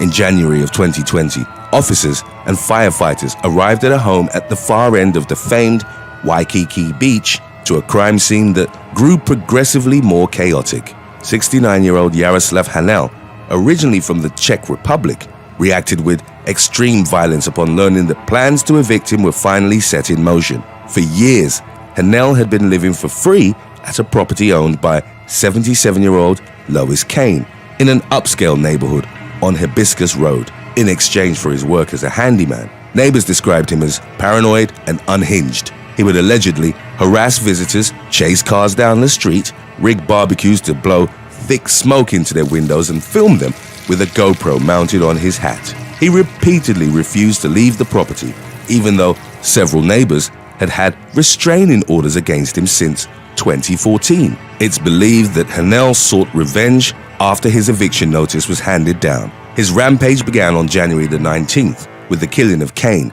Gisela King, a tenant in the same home, went to find the landlady. Hanel was in the laundry room but wouldn't let King inside. She then heard a sound which she'd later identify as Kane gasping for air. King tried to call the police, but Hanel charged her and started stabbing her with a gardening tool. He kept attacking the woman as she curled into a ball and pleaded for her life. Neighbors managed to chase him away, pulled King up the driveway, and improvised a tourniquet for her severely wounded leg. As police arrived at the address and walked towards the entrance, Hanel opened fire on them with an AR-15 rifle. Officers Tiffany Enriquez, age 38, and 34-year-old Kulaike Kalama sustained fatal gunshot injuries. Both had reportedly been wearing bulletproof vests but were struck above them. Hanel then set the home ablaze and more gunshot sounds were heard, attributed to Hanel's spare ammunition that caught fire inside. Firefighters were initially asked to keep their distance so that they wouldn't be struck by stray rounds. The fire extended and gutted at least 7 homes while damaging several others. The remains of Hanel and Kane were recovered from the ashes and positively identified. Honolulu Police Chief Susan Ballard held back tears as she announced the death of the 2 officers whom she said were like her kids, while King mourned the passing of Kane, whom she regarded as a mother figure. Number 5. Lindani Maeni. A former rugby player and Idols contestant from South Africa was fatally shot by Honolulu police officers in April of 2021 following an alleged burglary. A 911 call provided some insight into the incident that ended in the death of Lindani Maeni, reported as a prince from the Zulu kingdom. He entered an Airbnb rented by Shaine Sabine Wang and her husband. The woman called the police claiming that an intruder was inside. As confirmed by the caller, Maeni had already left the home when officers arrived at the scene. It was after 8 p.m. and in the dark, a physical struggle ensued between 29-year-old Maeni and the officers, which resulted in them shooting him dead. 2 versions of events emerged in the aftermath. It was reported that Maeni had failed to comply after being ordered to get on the ground and that he attacked the officers. They reportedly tried to use non-lethal means of incapacitating the former professional athlete, including a taser, all of which proved ineffective. Fearing for their lives, They then fired their service weapons. Maini was taken to the Queen's Medical Center where he passed away from multiple gunshot injuries. All 3 officers were hurt, and one of them had to be treated for a concussion. The official version of events was challenged in a wrongful death lawsuit filed by Maini's widow, Lindsay, originally from Oahu. She, Maini, and their 2 children had recently moved to Hawaii. According to the suit, Maini had thought he was visiting a temple which was next door to the property, and left when becoming aware his presence in the home was unwanted. The suit claimed that Maini had been treated as less than a human being, and as an unarmed black man had been racially discriminated by the renters and the arresting officers. Maini had asked, "Who are you?" as the flashlight shone into his eyes and a weapon was pointed at him prior to attacking the officers. Body cam footage indicated that they'd only announced themselves as the police after 4 shots had already rung out. Footage from a doorbell surveillance camera seemingly confirmed that Maini had mistakenly thought he was visiting a temple, as he left and repeatedly apologized to the couple. The homeowner reported that the property had been misidentified as such in the past. Maini was also wearing his umikele, a traditional ceremonial Zulu headband, in homage to the spiritual place he thought he was entering. None of the officers were charged in the incident, and it's unclear if the matter would be reinvestigated. For their part, the Wangs reported that Maini had followed them into the home and filmed them, claiming to be the homeowner, before rummaging through their bedrooms. Police wouldn't confirm if it was the same story they'd shared when detectives first interviewed them. Number 4. Jill Hansen. In May of 2014, a surfer was taken to jail with bail set at $1 million on attempted murder charges after hitting an elderly woman with her car. 73-year-old Elizabeth Conklin had no memory of the incident as she woke up in an ambulance. She was taken to a Honolulu hospital with 2 black eyes and various internal injuries, but her condition was stable. The incident occurred at the Diamond Head Apartments in Waikiki. 30-year-old surfer Jill Hansen, who also modeled her own line of wetsuits, had waited until Conklin exited her vehicle and then rammed her own car into her. As the victim was lying on the ground, Hansen geared up for a second strike, but was stopped by a maintenance worker who knocked on her rear window, potentially stopping her from ending the elderly woman's life. While initially reported as a road rage incident, prosecutors would argue that Hansen had run Conklin over because she was driving a BMW, described as her dream car. She jumped in and tried to drive it away, but ultimately fled the scene by flagging down a passing motorist. Hansen was tracked down and arrested. Roughly a year after the incident, she was found not guilty by reason of insanity. Multiple clinicians determined that she wasn't in control of her actions at the time, having previously stated that voices in her head had told her to run Conklin over. Number 3. Honolulu plane crash. On July the 28th of 2017, a small plane crashed in a remote mountainous region of Oahu 15 minutes after takeoff, killing its 4 occupants. They were identified as Virginia woman Heather Riley and her boyfriend, Garrett Evanson, both in their late 20s, along with Texas woman Alexis Aaron and pilot Dean Hutton, aged 32 and 29 respectively. Traffic control operators lost communication with the Beech 19A fixed-wing, single-engine aircraft shortly after it had departed from Honolulu Airport. It was determined that it had crashed into the mountainside shortly before 7 p.m. The wreckage and bodies were discovered the following day in the Waianae Mountains above Kunia. An investigation by the National Transportation Safety Board attributed the crash to pilot error and found no mechanical issues with the aircraft. It's been reported that after performing several 360-degree loops, Hutton was flying at a low altitude and too close to the mountain. A witness had reported seeing the low-flying aircraft attempt to make a turn and then hearing a boom after it had gone out of view. Today's topic was requested by Aras Ashley Chahade, Braxton Martin, Lag King 999, and Kevin King. If you have any other topics you'd like to learn about, subscribe and let us know in the comments section below. Number 2. Xerox Massacre. The worst mass murder in the history of Hawaii occurred on November the 2nd of 1999 At a Xerox Corporation building in Honolulu, service technician Brian Koji Uesugi entered his workplace armed with a Glock 17 handgun and extra ammunition. Shortly after graduating high school in the late 1970s, Uesugi had crashed his father's car and sustained an injury from smashing his head on the windshield. According to his brother, he wasn't the same afterwards. After he'd started working for Xerox, his colleagues described him as difficult. He made unfounded accusations towards those in his work group of harassment, backstabbing behavior, and the spreading of rumors which ultimately caused them to avoid him. Uesugi threatened his colleagues' lives and openly talked about carrying out a mass shooting at the building should he ever be let go. Then, management began to gradually replace the photocopier that he serviced, and Uesugi resisted learning the new machine, but on November the 1st, his manager insisted he begin training. Believing he was on the verge of getting fired, Uesugi entered the building the following day armed with the Glock. After a brief chat with an employee, he went to the second floor, where he gunned down employees Ron Kawame and Jason Balatico in one of the offices. He then entered a conference room where a meeting was taking place. He waved goodbye at the 5 workers inside, including his supervisor, then executed them.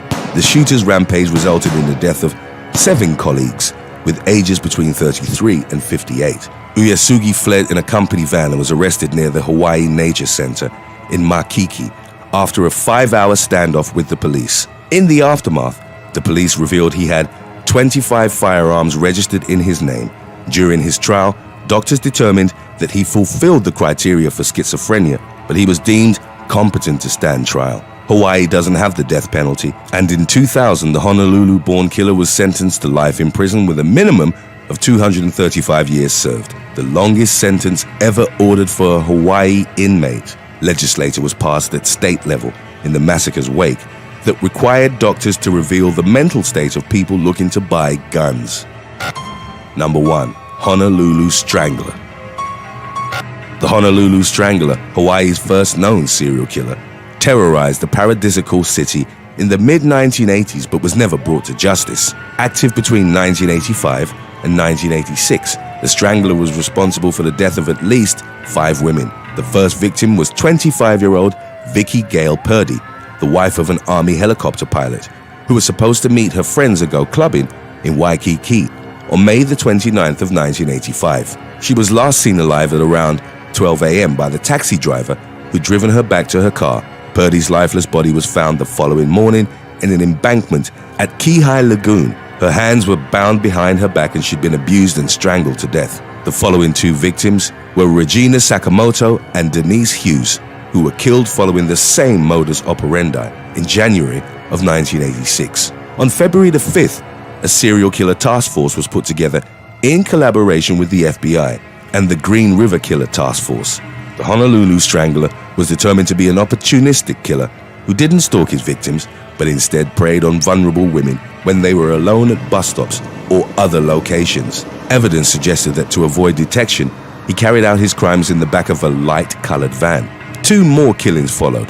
25-year-old Louise Medeiros disappeared after she told her family she would return by bus from the airport on March the 26th. Road workers found her decomposing body unclothed in the lower half and with the hands bound behind her back near Waikele Stream in early April. The Strangler's last known victim was 36-year-old Linda Pesce. She was reported missing by her roommate after she'd failed to return home from work on April the 29th. In the aftermath of her disappearance, a man named Howard Gay approached the police, claiming that a psychic had told him where to find Pesce's body. He'd led them to an exact location on Sand Island, and while the body wasn't there, it was eventually recovered elsewhere on the island. Gay was arrested and became the police's most prominent suspect. 2 of his former partners had revealed that he partook in bondage, a potentially incriminating fetish considering the nature of the crimes. He also fit the suspected build and age of the killer. Gay was interrogated for hours and took a polygraph test, which came back inconclusive. However, much of the evidence that the authorities had to tie him to the killings was deemed circumstantial. He became a free man and stated, "The police have released me. That's all I know. They have plenty of good cause. They're doing their job." The killings stopped following his arrest and release. Gay died of kidney failure in 2003. Several leading members of the task force believed that Had DNA testing been available at the time, he would have been confirmed as the Honolulu Strangler. Thanks for watching. Be sure to click on one of the links on your screen for more videos.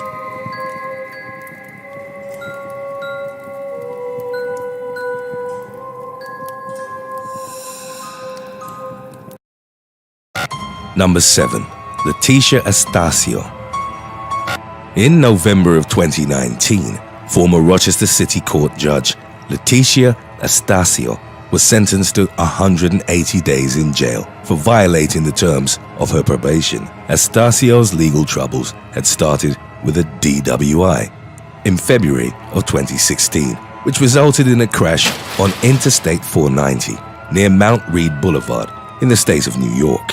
No one was hurt, but the front of her car was damaged and both tires on the driver's side were flat. She was sentenced to a 1-year conditional discharge, the terms of which involved no alcohol consumption and an ignition interlock device installed on her car. She violated the terms of her probation that same year by attempting to drive while intoxicated and was placed in an alcohol treatment program. Her highly publicized case would see Estacio attempt to circumvent the interlock on her car on multiple occasions, and there were several reports indicating that she continued abusing alcohol. The repeated violations of her probation conditions resulted in Estacio being sentenced to 60 days in jail in 2017. She was ultimately removed from her duties due to the gravity and impact of her behavior. In late October of 2019, Estacio again appeared in court, claiming that she'd intentionally stopped going to probation meetings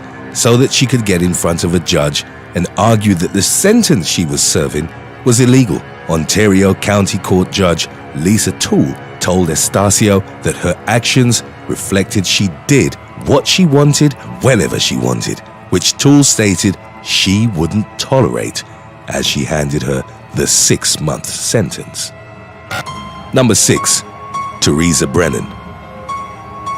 In January of 2020, disgraced Livingston County Judge Teresa Brennan was sentenced to 6 months in jail, an additional 18 months of probation, and 200 hours of community service. Some of those in attendance clapped, with the courtroom echoing chants of "Power to the people," and one spectator reportedly shouting, "Welcome to your nightmare," following the announcement of the sentence. A few years prior, she'd been charged with perjury, tampering with evidence, and misconduct in office, all of which are felonies. Most of the legal turbulence surrounding Brennan arose from the murder trial of Jerome Kowalski. He'd been convicted of killing his brother Richard and his wife Brenda, who'd been found dead at their Osceola Township home in May of 2008. Brennan had had an affair with Michigan State Police investigator Sean Furlong, a lead witness for the prosecution. She failed to disclose the relationship, which was ultimately deemed gross misconduct. And in light of the scandal, Kowalski's conviction was vacated, prompting a retrial. During her consequent divorce case, Brennan committed perjury by lying about a cell phone that was a marital asset and tried to delete evidence from it. She was removed from the bench by the Michigan Supreme Court in June of 2019, and her license was later suspended. Brennan entered a plea agreement in which the other charges were dropped in favor of her pleading guilty to perjury. In court, Brennan spoke about the shame and remorse she'd felt throughout the legal proceedings and concluded with a plea for mercy. Perjury carried a maximum jail term of 15 years, but as per the agreement, her sentence was far lighter. Number 5. Tracy Hunter.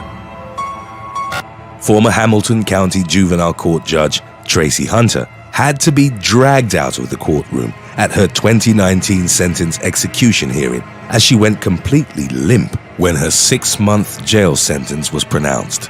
The legal matter dated back to her 2014 conviction for unlawful interest in a public contract. Hunter's brother Stephen was an employee at the juvenile court. In 2013, he'd hit an offender during an arrest and was in the process of getting fired. It was alleged that Hunter had passed confidential documents to Stephen in hopes that it would help him keep his position. The former Ohio judge considered the charges unrighteous and unlawful, arguing that she hadn't helped secure employment for her brother, who'd worked for the court for 7 years before she became a judge. Protesters claimed Hunter was being discriminated against because of her race and prominence as the first ever African-American elected to Hamilton County's juvenile court. In spite of numerous appeals and efforts to have her conviction overturned, the sentence was upheld and Hunter was sent to jail.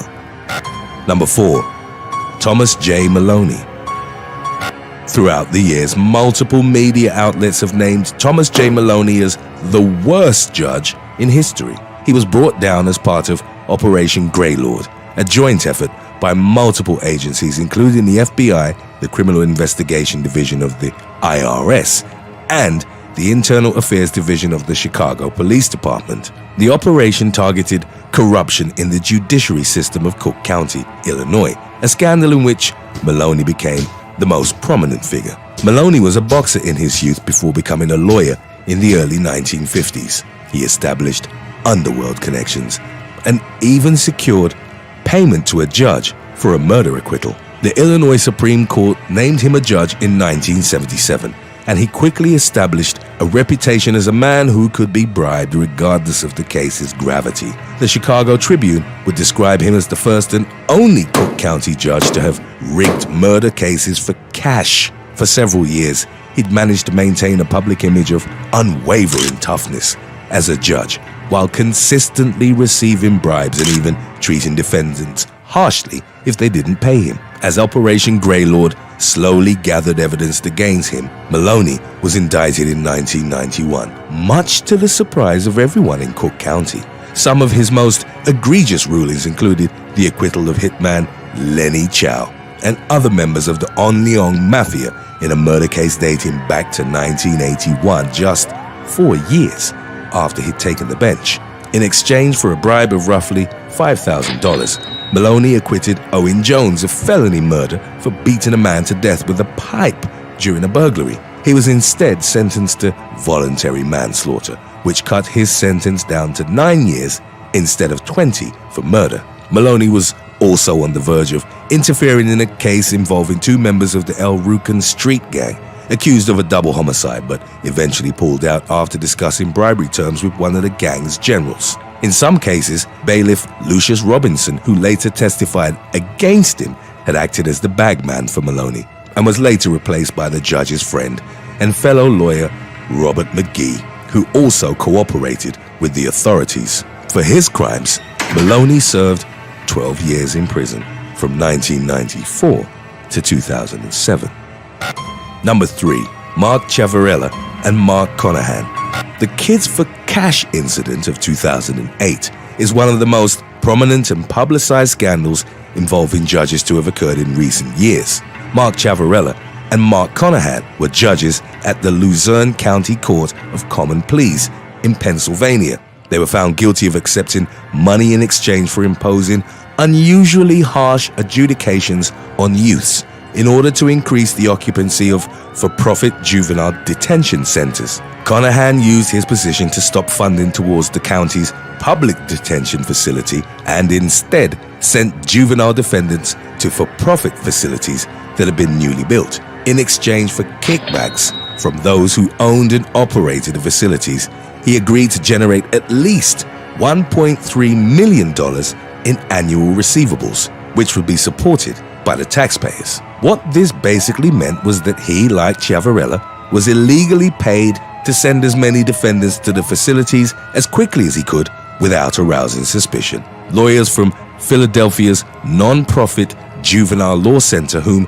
several juveniles had sought for legal advice, found that hundreds of cases had been tried without the defendants receiving proper counsel. Ciavarella was alleged to have received $2.6 million in kickbacks from the same detention facilities. In return, he sentenced children to extended stays for minimal offenses such as trespassing in a vacant building, marking a principal on MySpace, or shoplifting DVDs from a Walmart. Thousands of youths were affected by the 2 judges' actions. In 2010, Conahan pleaded guilty to 1 count of racketeering conspiracy and was sentenced to 17.5 years in a federal prison. The following year, Ciavarella went to trial and was given a sentence of 28 years in a federal prison. Today's topic was requested by Instagram follower Redskins for Evs. If you have any other topics you'd like to learn about, subscribe and let us know in the comments section below, or follow us on Instagram and reach out to us there. Number 2. Samuel Kent.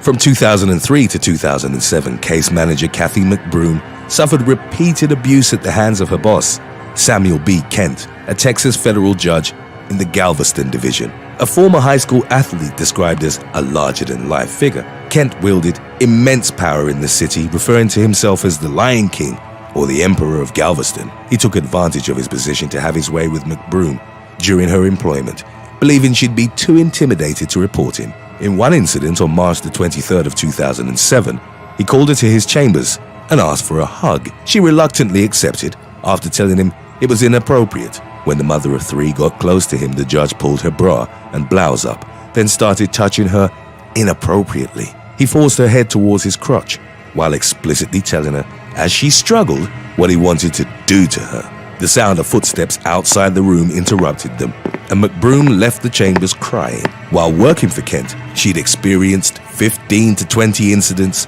of harassment, at least 5 of which involved inappropriate touching. The incident in 2007 prompted her to launch a formal complaint against Kent and request immediate transfer. The following year, Kent was indicted in federal court on 3 counts of abusive contact. He thus became the first federal judge to be charged with federal crimes of such nature. Also joining the case against him was testimony from Kent's former secretary, Donna Wilkerson, whom he'd pressed against the door and forcefully kissed on the mouth on her 5th day on the job. Similar and worse inappropriate behavior towards her continued for 7 years. Another charge leveled against Kent was obstruction of justice for lying to investigators about what he'd put the 2 employees through. Under an agreement, the other charges were dropped and he was sentenced to 33 months in prison for obstruction. President Barack Obama accepted his resignation on June the 30th of 2009. Number 1. Lance Mason. Lance Timothy Mason served as a judge on the Cuyahoga County Court of Common Pleas and from 2007 to 2008 as a member of the Ohio Senate. Mason and his wife, Aisha Nee Fraser, became separated in March of 2014. In August of that same year, he was arrested and charged for brutally beating her while he was driving, and their 2 daughters were in the back seat. According to the police report, Mason punched Fraser 20 times with his fist, repeatedly smashed her head against the center console, and relentlessly struck, bit, and threatened her life after she'd exited the car. All right, calm down so you can... 911, Shaker Police, emergency. Yes, my husband just beat me and threw me out the car. He has my 2 daughters in the car. Where you at? Van Aken Boulevard. Yeah. And Avalon. He just threw me out the car. Orange Saturn View 2008. I'm afraid he's going to hurt my daughters. Is he with you now, or did he No, drive off? He drove off. Which way on Van Aken? He went going down towards the police station. He probably hit Chagrin. On the day of his arrest, the authorities seized a small arsenal from the judge's home. It included shotguns, handguns, and semi-automatic rifles, as well as smoke grenades, a sword, a bulletproof vest, and thousands of rounds of ammunition. On August the 13th, he pleaded guilty to domestic violence and attempted felonious assault. The Ohio Supreme Court suspended him from practicing law, and in mid-September, he submitted his resignation as a judge. He was ultimately sentenced to a prison term of 2 years and was released after 9 months. On November the 17th of 2018, in the driveway of a house owned by his sister, Mason once again attacked Fraser. He stabbed her repeatedly in front of their 2 children, aged 8 and 11, and left her to die. Fraser eventually succumbed to her wounds. Responding officers arrived to the address in Shaker Heights, at which point Mason tried to flee in the victim's SUV. In doing so, he slammed into a police cruiser, injuring an officer. Body cam footage would then show him running back into the house, from where he was apprehended without incident. While sitting in handcuffs in front of the house, Mason was recorded saying, "I cannot believe I did this." He pled guilty to the murder and was sentenced to life in prison, with the chance of parole after 35 years, meaning he'd be in his late 80s. if released. Thanks for watching. If you had to choose between being a judge, a lawyer, or politician, which would you choose? Let us know in the comments section below.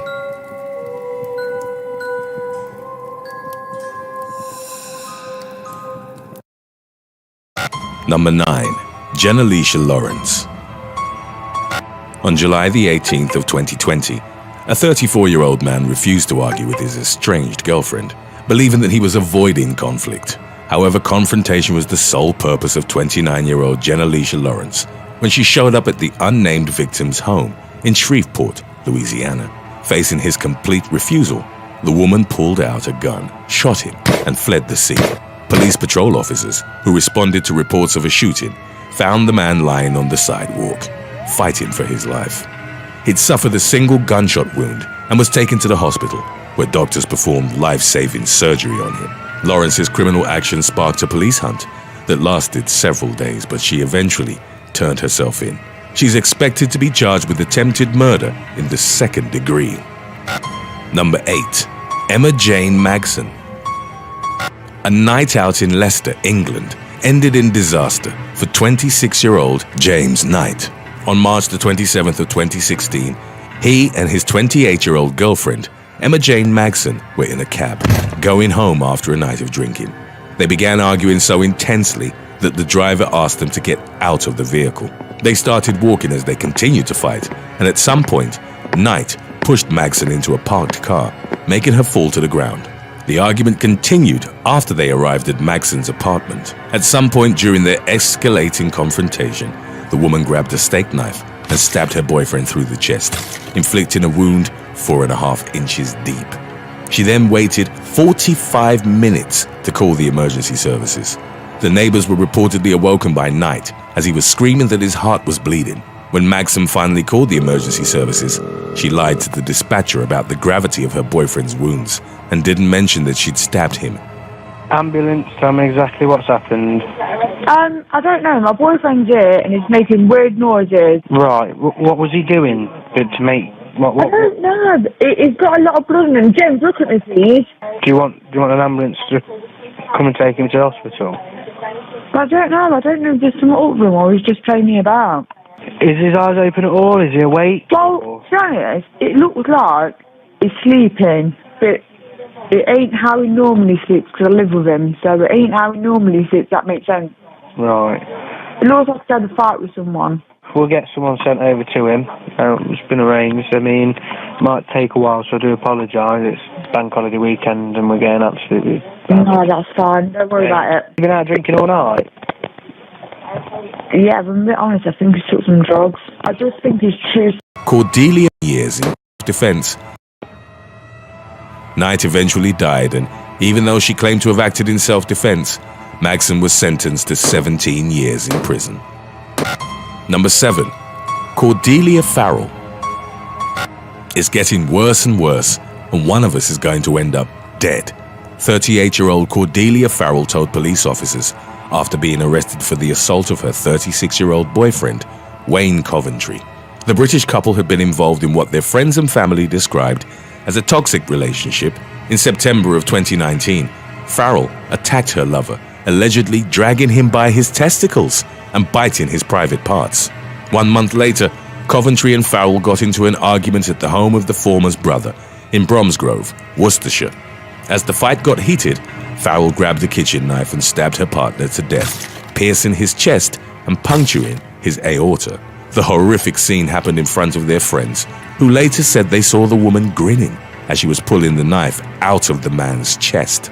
At first, Farrell fled the scene, but later turned herself in to the authorities. In October of 2020, she was jailed for 10 years by the Worcester Crown Court for the manslaughter of her boyfriend. Number 6. Emily Javier. Emily Javier waited until her boyfriend Alex Lovell was in bed before attacking him with a samurai sword, after she'd become suspicious that Lovell was cheating on her. First, she found the Tinder app installed on his phone. Then she found strands of red hair in the shower drain at their home in Washington, USA. The woman reached her boiling point after Lovell came home one evening and ignored her. She went and taped a samurai sword to the side of their bed and When they went to sleep, she hid his phone so that he couldn't call for help. When the lights went out, Javier reached for the sword and launched a frenzied attack, leaving Lovell with numerous stabs and cut wounds. As the man lay curled up in a pool of his own blood, Javier decided to call 911. 911, can I help you? I just stabbed my boyfriend. Okay, what is the address there? Okay, and tell me what happened. Okay, what? I stabbed him. Okay, is he awake? He's dead. I think he's dead. Okay, what is your name? Emily. Okay, where did you stab him? He's sleeping in the bedroom. No, where on his body? Where on his body? Everywhere. Everywhere. Okay. Can you get a clean, dry cloth or a towel and put it right on the wound? Okay, Emily, where is the knife right now? It's by him. I used a sword. You used a sword? Okay. Yes. Okay. Emily, they're on their way as fast as they can. Is your door unlocked already? Lovell was taken to the hospital, where doctors had to reattach some of his fingers and managed to save his life. Javier pleaded guilty to attempted first-degree domestic violence murder in court and was sentenced to 19 years in prison. Number 5. Thomasine Bennett. 67-year-old Thomasine Bennett was arrested in February 2017 after beating her boyfriend to death with a metal bat for 36 hours straight. She and 63-year-old boyfriend Walter Mack Clark were at Bennett's apartment in Northeast Washington. On February the 17th, officers received complaints of disturbance from Bennett's neighbors. They went to investigate and were met by Bennett, who took them to see the unresponsive naked body of her boyfriend, barricaded in a closet in a fetal position. She complained that Clark had made her smoke a drug called Love Boat, a mixture of marijuana and embalming fluid. She then told them she'd been beating him with a baseball bat for the past day and a half. Clark was taken to Howard University Hospital, where he was pronounced dead from multiple blunt force trauma. Bennett was arrested and pled guilty to voluntary manslaughter in July of 2017. The woman was sentenced to 10 years in prison by the Superior Court of the District of Columbia. Number 4. Samantha Adeokan. Just a couple of days before Christmas on December the 23rd of 2013, 41-year-old Samantha Adeokan and her musician boyfriend, Peter Davigan, were drinking at the latter's apartment in Stoke-on-Trent, Staffordshire, England. An argument erupted between the two, and in a drunken row, Adeokan began hitting her partner with her fists, feet, and a metal guitar stand until he became unresponsive. Instead of immediately phoning for help, Adeokan called her daughter, telling her she'd gotten in a fight with Davigan and that in self-defense she'd left him unconscious. The woman's daughter urged her to call for help, but the woman said she needed to change her clothes first, as they were covered in blood. She then proceeded to smoke cannabis, and only after 40 minutes did she finally call the emergency services. Paramedics arrived at the scene to find that Davigan had suffered internal bruising and bleeding and alerted the police. At first, Adeokan claimed she'd merely pushed her partner while trying to defend herself during the fight. However, post-mortem tests revealed that Davigan had been hit even when he was on the ground in a curled-up position. The woman was found guilty of murder and consequently jailed for life. Number 3. Sarah Boone. What a 42-year-old Florida woman first described as a game of hide-and-seek gone wrong was later revealed to have been a revenge murder. Sarah Boone and her boyfriend Jorge Torres had been drinking at their home in Winter Park on the night of February the 24th of 2020. At some point, Torres thought it would be funny to get inside a suitcase. Boone then zipped him up and left him there for over 11 hours, after allegedly passing out in her bed for most of the night. The next morning, in her call to 911, the woman claimed it had been an accident. Okay, is he hanging from somewhere or what, ma'am? No, I pulled him out of the suitcase. I tried giving him CPR. Okay, so he was in a suitcase? Yes, and I fell asleep. How old is the boyfriend, ma'am? 42-year-old male. All right. Is he awake at all? Is he conscious at all? No, he's purple. Is he breathing? No. All right. I need you to get him on the floor, flat on his back for me, okay? I did. I tried giving him CPR. All right. I did. And slowly dying of asphyxiation as he was begging to be freed because he couldn't breathe. Boone replied that it was how she felt when Torres would cheat on her. Sarah Boone was arrested on charges of second-degree murder. Today's topic was requested by Amy Ernest and Kevin King. If you have any other topics you'd like to learn about, subscribe and let us know in the comments section below. Number 2. Jodi Arias. A fatal attraction that led to a young man's bloody death is how prosecutors framed the murder of 32-year-old Travis Alexander at the hands of his girlfriend, Jodi Arias. In June of 2008, Arias stabbed Alexander 27 times, slit his throat, and shot him in the head at his home in Mesa, Arizona. The incident occurred only months after they had broken up their relationship, which was described as unusually tumultuous by their friends.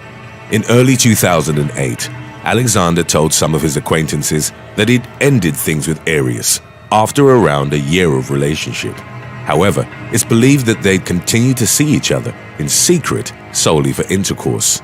In April, Alexander changed his travel companion for an upcoming work trip from Arias to another female friend. Shortly after that, on May the 28th, the home of Arias's grandparents allegedly got broken into by burglars. At the time, a .25 caliber automatic Colt pistol was stolen. In early June, after not being able to reach Alexander for several days, a group of his friends decided to check on him at his home. When they entered the residence, they found large pools of blood in the hallway and discovered his lifeless body in the master bedroom with a .25 caliber round next to him. In the 911 call, Alexander's friends mentioned Arias as a possible suspect. Oh my God. 911 emergency. Hi, okay, what's going on? What? What's going on? A friend of ours is dead in his bedroom. We hadn't heard from him for a while. We think he's dead. His roommate just went in there and said there's lots of blood. I didn't go in, but I can give you the phone to someone who went in there. Yes, please, can you? Hello. Hi, so what's going on? He's dead. He's in his bedroom. Okay. In the shower.